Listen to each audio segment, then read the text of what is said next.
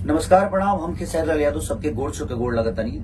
और एगो हमार टेलर जो वो सबके बहुत दिन से इंतजार रहा, जना सिनेमा के नाम लिट्टी चोखा बा, जो कि हमारा जीवन से जुड़ल टाइटल बा और काम भी अपना जीवन से जुड़ल ही कैले बनी। और उस सिनेमा 31 तारीख के माने 31 मार्च के 7:30 बजे आरडीसी भोजपुरी पर और वो सबके देखे के मिली। वो ट्रेलर रिलीज होता, तो लोग सब्सक्राइब कर ली जल्दी से जल्दी और ढेर सारा प्यार ओकरा के जल्दी से जल्दी ट्रेंडिंग में लाई। जना फिल्म का नाम बा लिट्टी चोखा, जना के प्रोड्यूसर बानी हमारे प्रदीप भैया जी, प्रदीप शर्मा जी, और डायरेक्टर हमारे पराग पाटिल जी। ओके, एक्टर सारा एक्टर सबके अब नाव धरत बहुत ज्यादा हो जाए, लेकिन हम और काजल जी बनी जाओ में जो उनकी मेन भूमिका में बनी जा।